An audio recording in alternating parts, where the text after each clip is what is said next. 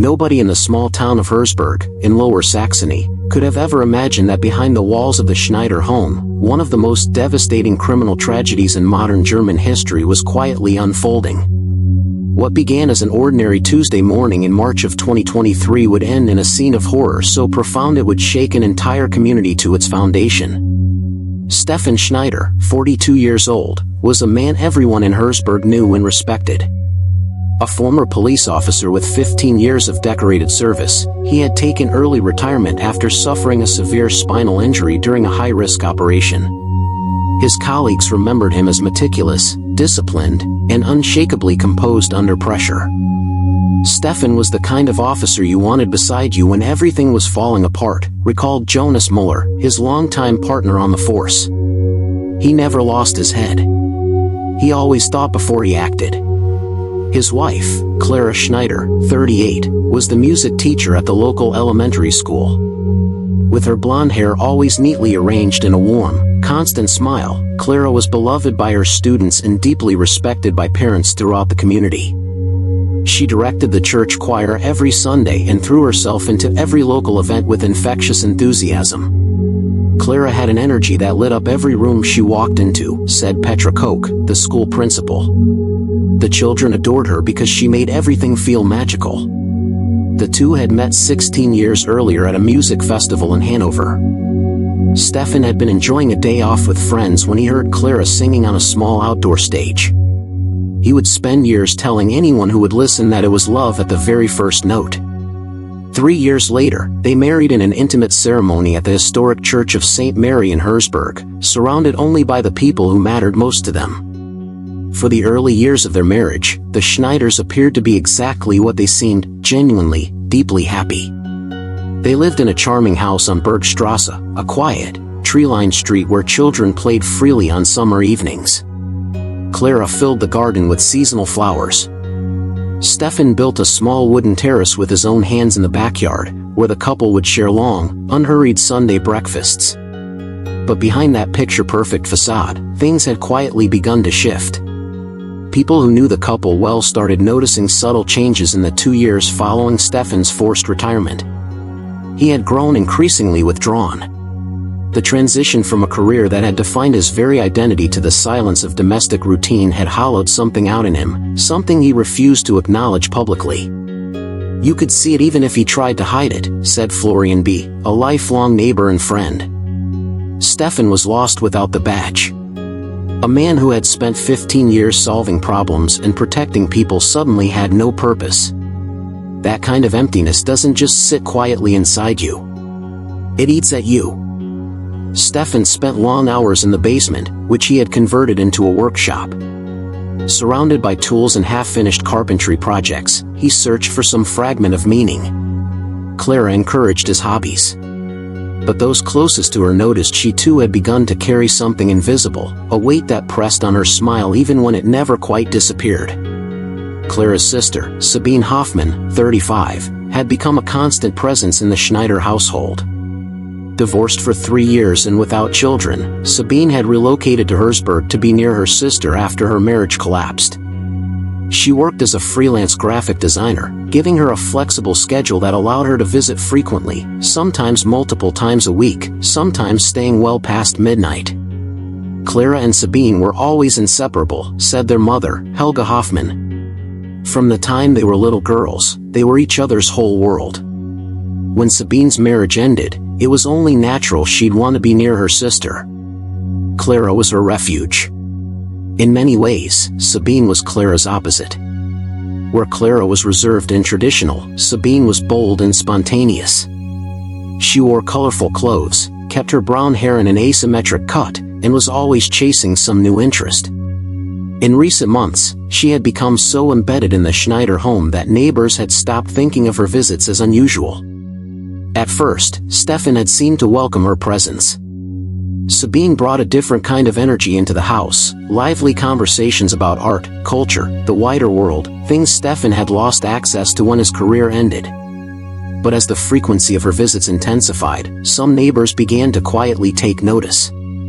It was strange, if I'm honest, admitted Emma Richter, who lived next door. Sabine was there almost every single day. I'd see her car parked outside at all hours of the night, even knowing Stefan had to be up early for physical therapy. I told myself it was none of my business.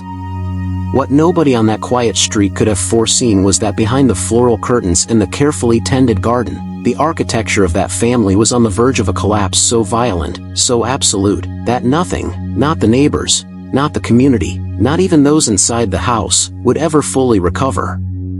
The Smiles had been hiding secrets. And secrets, when they finally surface, don't always surface quietly.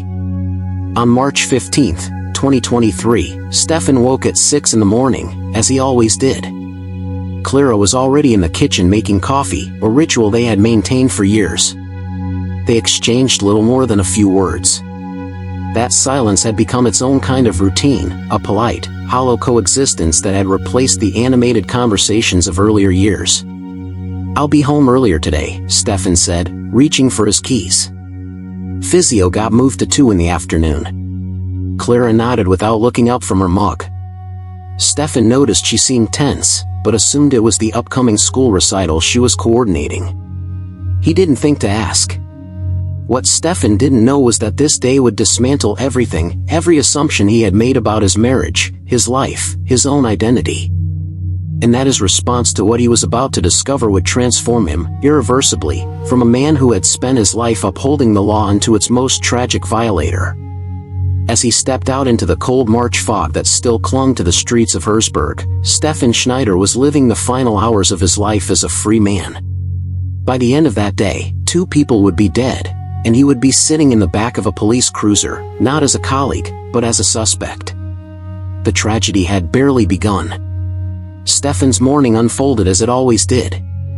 After leaving home at 6:30, he drove the familiar 20-minute route to the Ria Centrum Physiotherapy Clinic. His therapist, Katarina Vogel, would later note in her official statement that something about him that morning felt different. He was quieter than usual, she recalled. Stefan normally talked sports, politics, whatever came to mind. That morning he barely responded. I asked if he was all right. He said he was just tired.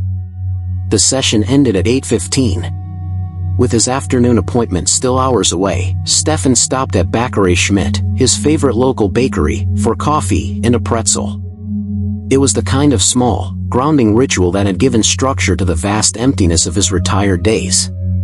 He was here for almost an hour, said the owner, Thomas Schmidt.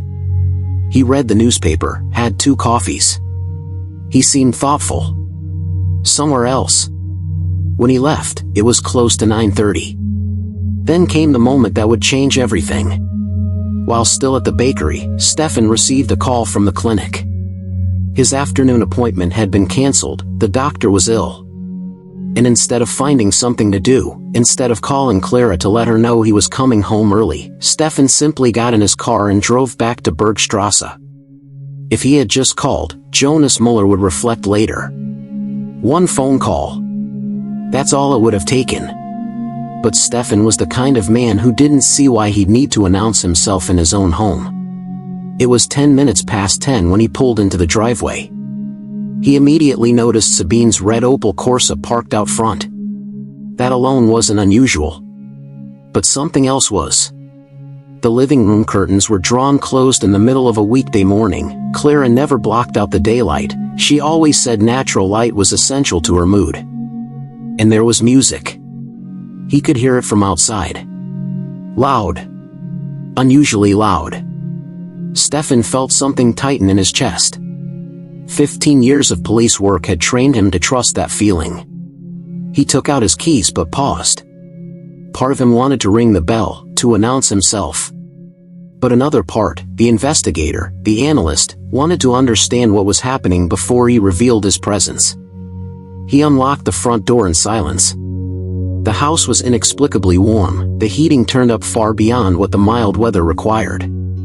The music was coming from upstairs. From the bedroom. Stefan recognized the playlist, Clara's relaxation mix, soft jazz and bossa nova, the one she played when she wanted the world to slow down. He climbed the stairs 1 careful step at a time, navigating each creak from memory. His heart was pounding. Adrenaline moved through him like current. He didn't know what he expected to find, but every instinct he had trained over 15 years was screaming at him. The bedroom door was slightly ajar. Stefan stopped 2 meters from it in the hallway. And then he heard it. Voices. Low laughter.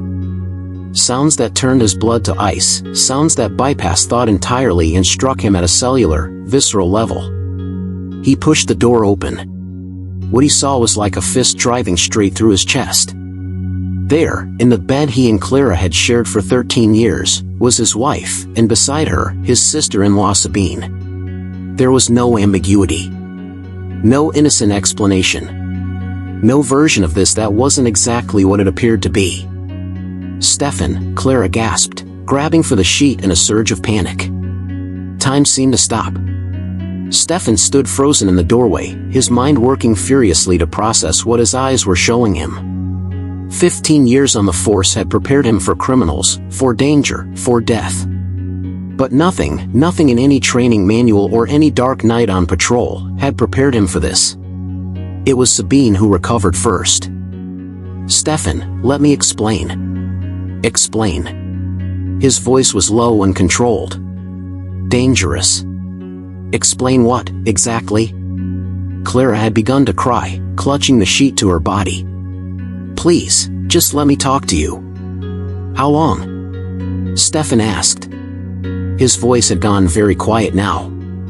The stillness before a storm, any experienced officer would have recognized it as the most dangerous state a person can inhabit. How long has this been happening?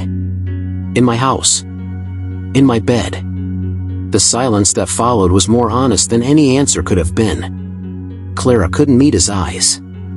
Sabine had gone pale, the full weight of the moment apparently landing on her for the first time. Months, Clara finally whispered. It started 6 months ago. 6 months. Half a year. Stefan ran the calculation automatically, the way a detective processes evidence, replaying every visit from Sabine, every evening Clara had seemed unreachable, every night she had said she was too tired. Every piece of every puzzle he hadn't known he was supposed to be solving snapping violently into place. 6 months, he repeated, as though testing the shape of the words. 6 months of lies. 6 months of making me look like a fool. It wasn't like that, Sabine began. Don't. The word came like a gunshot. You don't get to speak. You, who I welcomed into my home. Who I held when your marriage fell apart. Who sat at my table and ate my food in the entire time you were. He couldn't finish the sentence. The rage was so total it had become physical, his hands trembling, curled into fists so tight his nails cut into his palms. Clara had climbed out of the bed, wrapping herself in the sheet, moving toward him. Stefan, please. We need to talk. Let me explain how this happened. How it happened. He almost laughed, a terrible, hollow sound. It didn't happen, Clara. You chose it. Every day for 6 months, you chose to betray me. You chose to lie to my face. You chose to treat me like an idiot in my own home. What occurred in the minutes that followed would be dissected exhaustively by psychologists, behavioral specialists, and legal experts during the trial that came later. But in that overheated bedroom in Herzberg, 3 people were standing at the edge of something catastrophic, and only one of them had been trained to know exactly how catastrophic it could become. Stefan turned sharply and walked out of the room. He went downstairs with heavy, deliberate footsteps. Clara followed, still wrapped in the sheet, her voice breaking as she called after him. Stefan, wait. Please don't leave like this. We need to talk, we can fix this. But Stefan wasn't leaving. He was heading to the basement. The basement of the Schneider home was Stefan's domain. After leaving the police, he had converted it into a full workshop, tools organized with military precision along the walls, half-finished woodworking projects in every corner. It was the place he came when the silence of his retired life pressed too hard. But there was something else in that basement. Something he had never mentioned to Clara. At the back of the workshop, behind a shelving unit, was a small wall safe. Inside it, Stefan kept his service weapon, a Heckler & Koch P30, standard issue for the German Federal Police. Technically, it should have been returned upon retirement. But a favor from his former commanding officer had allowed him to keep it registered legally as personal property. For protection, he had said at the time. You never know when you might need it. Now, with hands still shaking from the confrontation upstairs, Stefan entered the 6-digit code. The date of his wedding to Clara. The irony of it cut through even the fog of his fury. Upstairs, Clara had thrown on clothes and was descending the stairs, still calling to him. Sabine, meanwhile, was frantically searching for her phone. Her hands were trembling so badly that she dropped it twice. She had seen that look on Stefan's face, cold, calculated, the look of a man who had slipped past some internal boundary. She had seen that look before, on someone else, and she knew exactly what it meant. Clara, she said urgently, we need to leave. Right now. I can't just leave, Clara replied, her voice fracturing. He's my husband. This is my house. We have to face this. Did you see his face? Sabine grabbed her arm. Clara, I know that look. My ex had that same look, right before, please. We have to go now. In the basement, Stefan held the weapon. The weight of it was familiar. Grounding, in a way that disturbed him even as he felt it. 15 years of training. Thousands of hours at the range. He checked the magazine. Full. 15 rounds. What was he thinking in those moments? Forensic psychologists would spend days in the courtroom debating exactly that. Some would argue it was premeditated, cold, methodical. Others would describe it as an acute psychological collapse, the implosion of a man who had already lost everything that defined him and now discovered the last remaining pillar had been rotten all along. Stefan came up the basement stairs slowly, the weapon held at his side.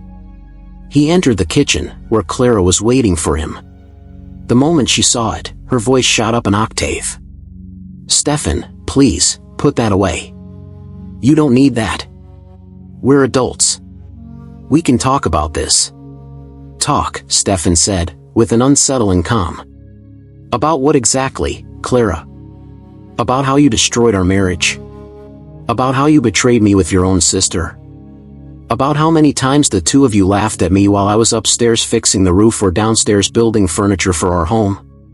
We never laughed at you, Clara said, sobbing now. I never wanted to hurt you. It happened. I didn't plan it. Sabine and I, we connected in a way I didn't expect. Connected. Stefan repeated the word slowly, like he was tasting something rotten. In my bed. In my house. While I was at physiotherapy, because I destroyed my back protecting people like you. Sabine appeared in the kitchen doorway and stopped dead when she saw the gun. She processed the scene in an instant. Stefan, she said carefully, speaking the way you speak to someone standing at the edge of something irreversible. This isn't going to fix anything. Please. Just let us leave. You never have to see us again. Just what? Stefan turned toward her slowly. Just pretend this never happened? Just move on with our lives? Is that how you think this works? Sabine's phone began to ring in her pocket. She didn't move to answer it. The investigators would later discover it was her mother, Helga, calling to arrange lunch. If she had answered. If something, anything, had interrupted that moment, the coroner's reports might have told a different story. I gave everything to you, Stefan said, his voice finding Clara again. 15 years of marriage. I worked overtime so you could follow your dream of teaching. I held you when your mother was sick. I built an entire life around you. And you threw all of it away. For what? For this? It's not an affair, Clara said, her grief suddenly flashing into something defensive. I love her, Stefan. I know you can't understand that, but it's true. And I did love you. I still care about you. But what I feel for Sabine, it's different. It's... The word love was the trigger. Stefan raised the weapon and aimed it at Clara. Years of muscle memory made the motion fluid, automatic. "Don't use that word," he said quietly. "You don't know what love is. Love is loyalty. Love is respect. Love is not destroying the person who trusted you with their entire life." "Stefan, put it down," Sabine pleaded, taking a step forward. "Please. This isn't you. You spent your whole life defending people." "I was a police officer," Stefan corrected, the gun still aimed at Clara. "Now I'm nothing. No badge. No purpose. No family. You've taken the last thing I had left." What happened in the next few seconds would be described differently by various experts during the trial. The house phone on the kitchen wall began to ring. It was the school, calling about Clara's absence. The sudden, sharp sound made Clara flinch and step backward, catching her foot on a chair leg. Stefan's training interpreted the movement as flight. When you have your weapon raised and the target moves suddenly, your body reacts before your mind can intervene. That is what 15 years of conditioned response does to a person.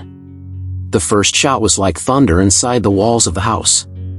Clara went down, her hands moving instinctively to her chest where the bullet had struck. Blood began to seep between her fingers as she looked up at Stefan with an expression that no language has a word for: pure, absolute shock, and beneath it, something that might have been grief. "No," Stefan whispered. "No." Sabine screamed, a raw, primal sound that tore through the silence, and threw herself down beside her sister, pressing her hands to the wound with shaking desperation. "Clara! Clara, stay with me, somebody help us." Stefan stood motionless. The gun was still in his hand. He watched the scene as though observing it from somewhere outside his own body, one part of him, the part that had sworn to protect life, recoiling in horror at what he had done. And another part, consumed by betrayal and a twisted, incinerated sense of justice, watching the scene and feeling something close to resolution. "Call an ambulance," Sabine begged, tears streaming down her face, her hands soaked dark red. "Stefan, for the love of God, she's going to die. Call an ambulance right now." Stefan didn't move. He looked at the two sisters, one dying, one desperate, and something inside him completed its collapse.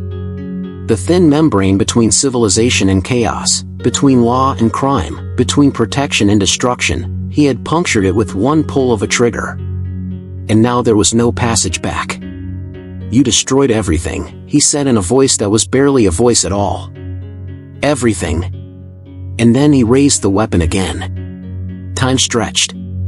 Sabine, kneeling over her sister's bleeding body, looked up and saw the barrel of the Heckler & Koch aimed directly at her. It looked enormous. Like a tunnel opening into nothing. "Stefan, please." Her voice was barely above a breath, her hands still pressed against Clara's wound. "Think about what you're doing. This isn't going to give you anything back. It's only going to destroy the rest of your life too." "My life is already destroyed," he replied, with a calm that was more frightening than rage. The emotional storm had passed, replaced by something mechanical, something hollow and absolute. "You did that." Clara coughed, trying to speak. Sabine," she managed. "Run." But Sabine didn't run. Perhaps it was shock. Perhaps it was love. Perhaps it was simply the paralysis that seizes a person when terror reaches a certain depth. She stayed where she was, kneeling, exposed, looking at the man they had both wronged. "I'm sorry," Sabine said through tears that had mixed with her sister's blood on her hands. "Stefan. I am so sorry. For all of it. I never wanted it to end like this. I never wanted to hurt you. Please, just let me call for help. Clara can still survive this. There's still time." For one brief, fragile moment, something shifted in Stefan's eyes. The mention of survival, the possibility of undoing at least part of the horror he had already set in motion, caused his hand to tremble. The gun dropped a few centimeters. Then Clara moaned. Low, agonized, barely human. And with that sound, whatever had briefly wavered in Stefan hardened into something final. He no longer saw the woman he had loved for 13 years. he saw the embodiment of his humiliation. He no longer saw a sister begging for a life. He saw the other half of the pair that had unmade him. "You had months," he said. "Months to tell me the truth. Months to have some decency, some basic human respect. Instead you chose to lie. You chose to make me a fool in my own home." "We were wrong," Sabine cried, her voice shattering. "We were terribly, terribly wrong. I know that. But Stefan, that does not justify murder. You know that better than anyone. You have spent your entire life standing between people and violence. And what did it get me?" His voice cracked for the first time. "I came home to find the two people I trusted most in this world had been lying to my face for half a year. All my sacrifice. All my years of service. None of it meant anything." Sabine's phone rang again from her pocket. It was Helga, insistent, maternal, sensing something wrong from 100 kilometers away. She would later say she had felt a terrible premonition, a mother's knowledge that something was deeply broken. "Answer it," Stefan said suddenly. Sabine looked at him, confused. "Answer the phone," he said again, louder, the gun rising back into position. "I want you to talk to your mother. I want her to hear what her daughters have done." With trembling hands, Sabine pulled the blood-smeared phone from her pocket. She looked at the name pulsing on the screen. "Mama." She answered. "Hello, Mama." Her voice was disintegrating. "Sabine, sweetheart, are you all right? You sound strange." Sabine looked at Stefan. He motioned with the gun. "Go on."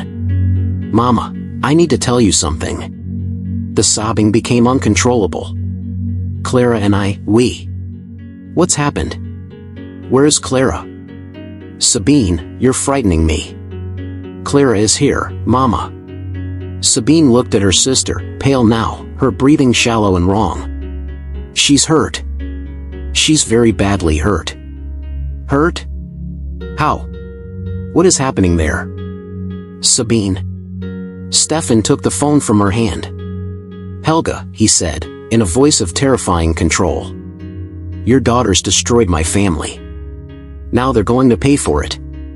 Stefan, what are you saying? What happened to Clara?" "Stefan, please." He ended the call. Dropped the phone on the floor. Crushed it under his heel with a deliberate, final violence that made Sabine understand completely. There would be no more conversations. No more pleading. Stefan had made his decision. "Please," she tried one final time, her voice barely a whisper. "If you're going to do this, at least call an ambulance for Clara first. She doesn't have to die like this, suffering on the floor. If you ever loved her as family, if any part of you still does, please. Do it for her." Stefan looked at Clara. She was unconscious now. Small. Fragile.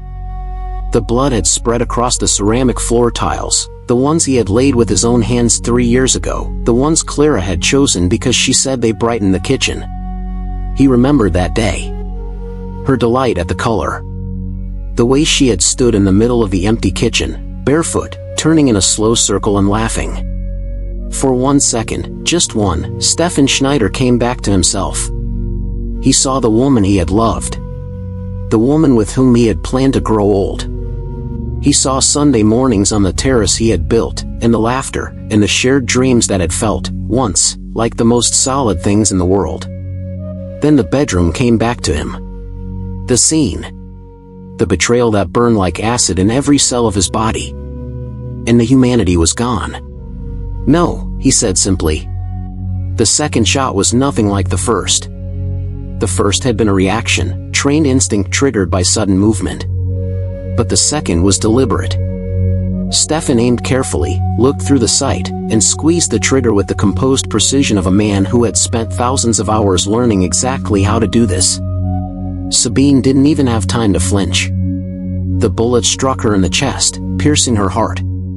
She fell backward with her eyes wide open, not in pain, but in a kind of stunned disbelief, and collapsed beside her sister. Her hands, still dark with Clara's blood, extended automatically toward her as she fell. Even in that final moment, reaching for her. The silence that followed was absolute. Stefan stood in his kitchen with the weapon at his side, staring at the two women on the floor. Smoke still curled from the barrel. The smell of burnt powder filled the air, threading through the metallic heaviness of blood.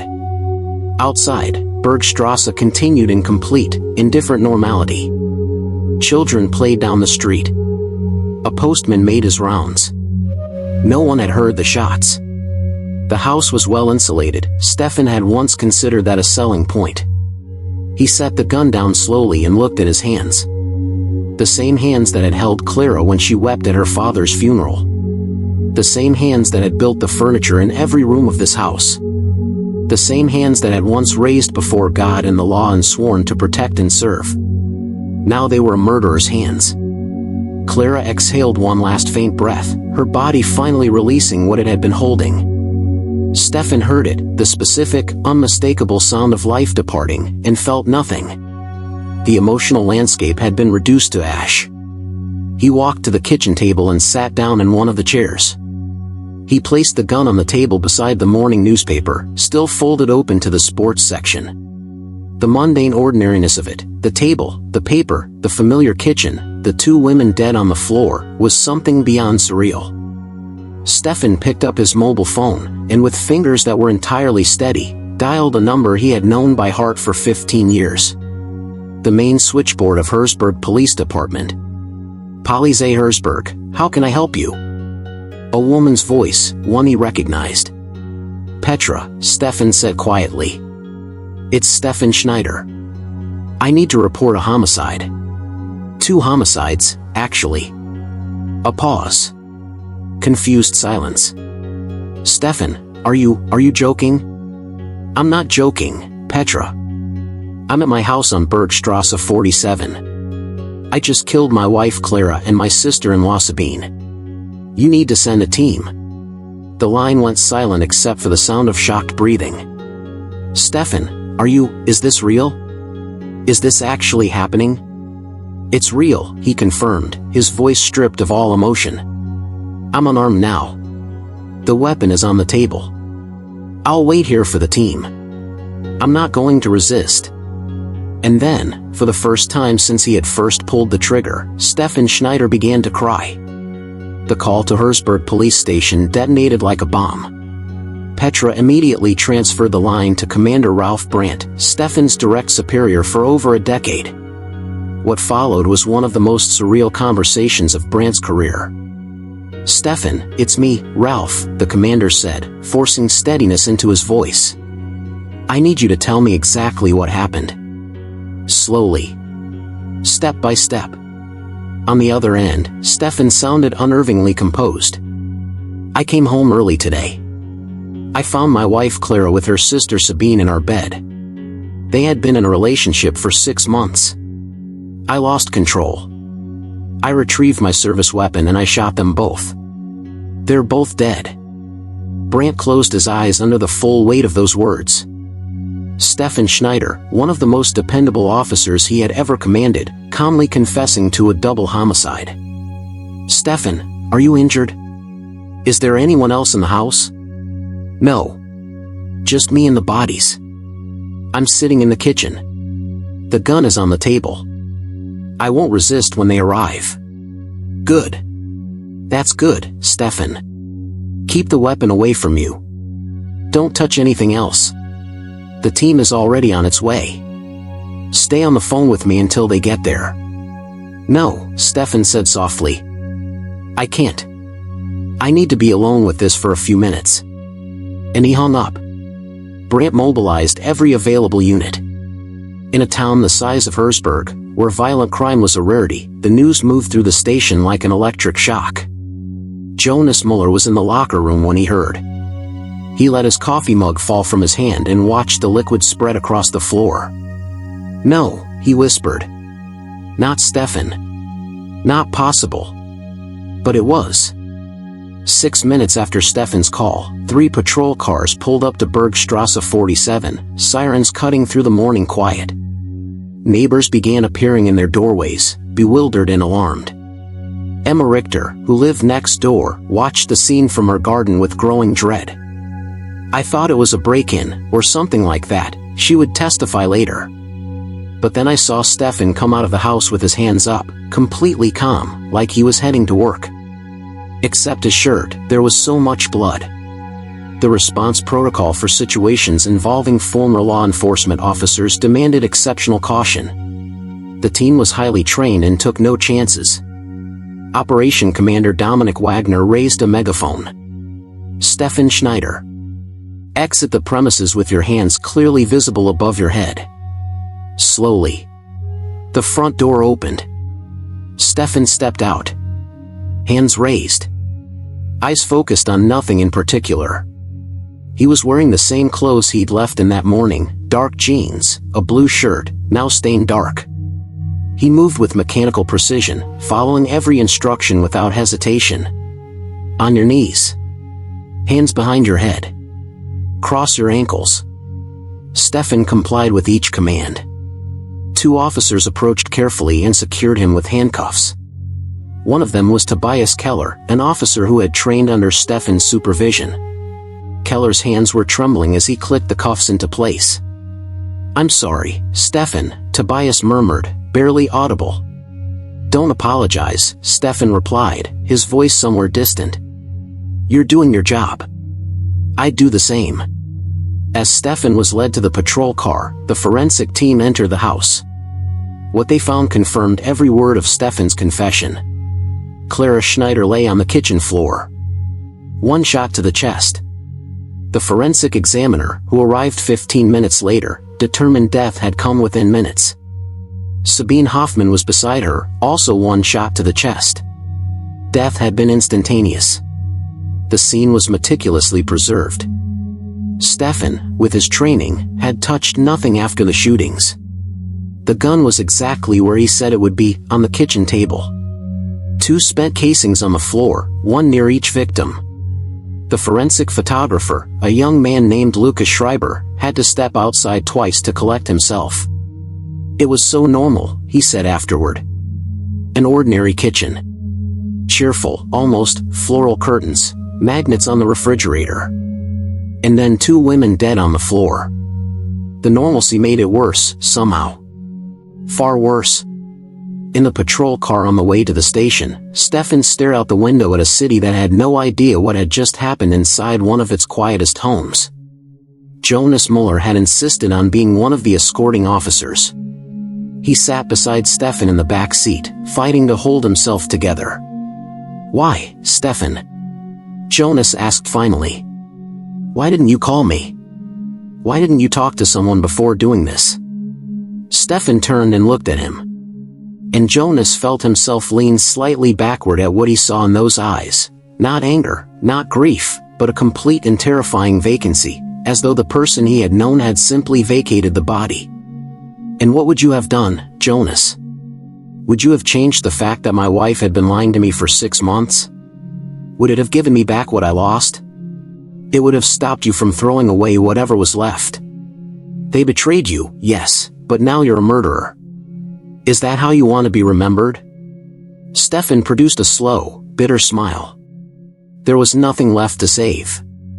My career ended because of my body. My marriage ended because of their choice. What was I holding on to? Being remembered as the fool who didn't know what was happening in his own bed? At least now it's on my terms." "That's not justice," Jonas said firmly. "It's murder. And you know that better than anyone in this car." "I know," Stefan agreed, with that same unnerving quiet. "And I'll pay for it."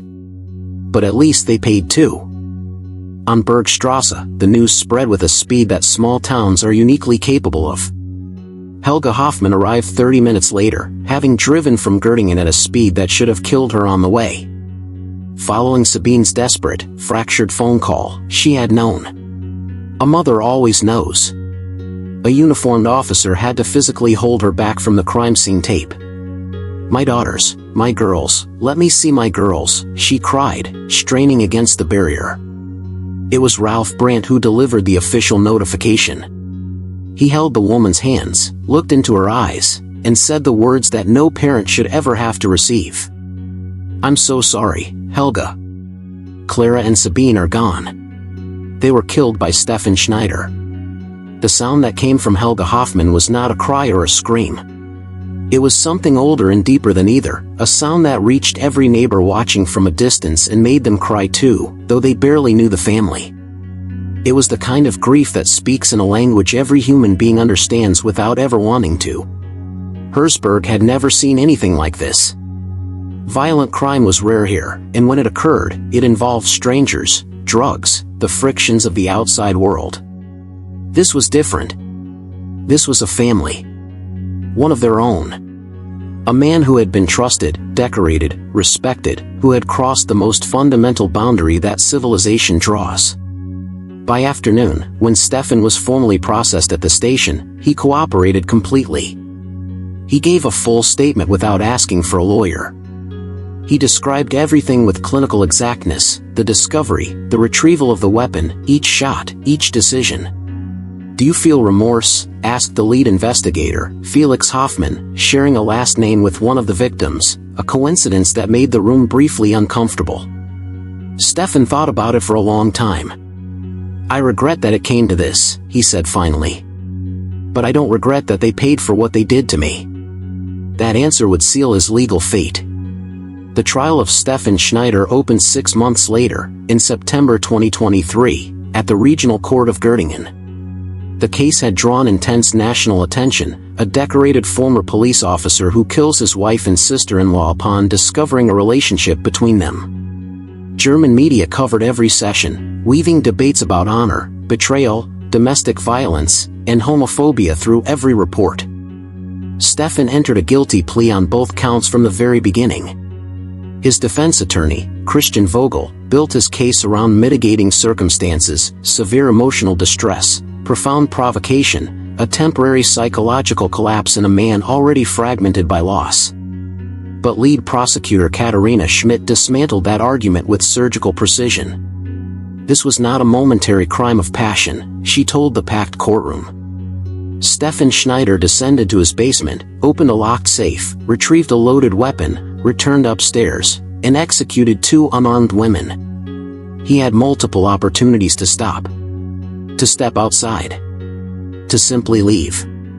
He chose, at every point, to continue.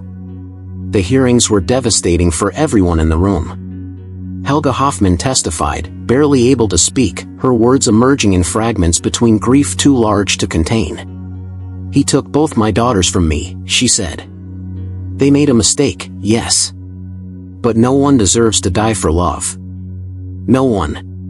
Jonas Muller also testified, visibly torn between the loyalty of 20 years and the horror of what he had witnessed that morning outside Bergstrasse 47. "Stefan was a good officer," he said. "A good man. But on that day, he let his anger consume everything he had ever been. And now 2 women are dead, and he will spend the rest of his life in a cell." The defense presented psychiatric evaluations diagnosing Stefan with severe, untreated depression, compounded by the identity collapse that followed his forced retirement from the police. Experts argued he had experienced an acute dissociative episode, a temporary rupture from reality. And then Stefan spoke. "I knew exactly what I was doing," he told the court, his voice clear and unhesitating. "I was not confused. I was not dissociated. I felt betrayed, humiliated, and destroyed. And I wanted them to face consequences for that. It was a conscious decision." The silence in the courtroom lasted several seconds. His own attorney lowered his eyes. The prosecutor allowed herself the smallest of nods. The jury deliberated for 4 hours. Guilty on 2 counts of murder. Aggravating circumstances found. No mitigating factors accepted. The sentence was read on October 3, 2023. Life imprisonment, with eligibility for parole only after a minimum of 25 years served. Stefan received it without expression. He was 42 years old. If he served the minimum, he would walk out at 67, if he walked out at all. Helga Hoffman collapsed into her family's arms when the sentence was announced. For her, no number of years, no courtroom verdict, no legal proceeding of any kind would ever be sufficient. There is no sentence that gives a mother back her children. In the months that followed, the case continued to ripple outward. LGBTQ advocacy groups highlighted it as an example of homophobic violence embedded within domestic settings. Police associations opened debates about mental health support for retiring and retired officers. Domestic violence experts cataloged the warning signs that had gone unaddressed. The house on Bergstrasse 47 sold for a fraction of its market value. No one wanted to live there. It was eventually purchased by a development group who demolished it entirely and built a small community garden in its place. Stefan was transferred to a maximum security facility in Cell. Reports from the prison describe him as a model inmate, quiet, cooperative, entirely withdrawn. He refuses all media requests and has cut contact with every former friend and colleague. Jonas Muller visited once, 2 years after the sentencing. "It was like talking to a ghost," he said afterward. "The Stefan I knew doesn't exist anymore. There's just this shell that breathes and eats and sleeps but doesn't really live." Helga Hoffman never fully recovered. She downsized to a smaller apartment, unable to exist within the radius of her old memories. She created a foundation in her daughter's names that provides support to domestic violence survivors and resources to LGBTQ individuals and couples. "I cannot bring Clara and Sabine back," she said in a rare interview in 2024. "But I can try to make sure that other families don't suffer the way mine has. That other LGBTQ couples don't have to live in fear of being who they are."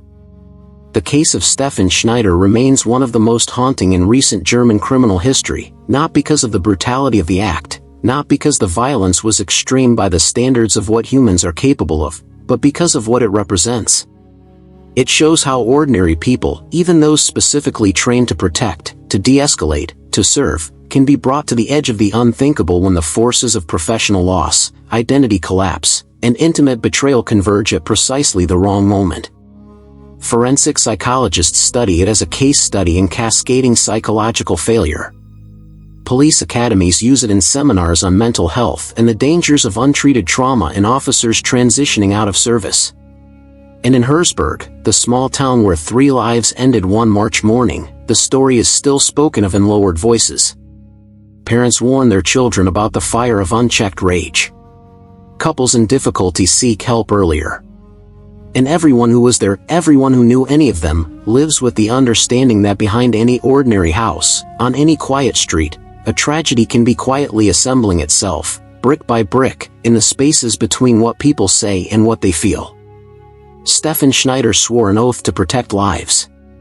He ended 2 of them instead. And on that cold March morning in 2023, 3 lives were truly lost, 2 by bullet, and 1 in every way that matters. An entire community was left to make sense of the oldest, most painful truth there is, that the line separating the person we believe ourselves to be from the person we are capable of becoming is far thinner than any of us would like to believe.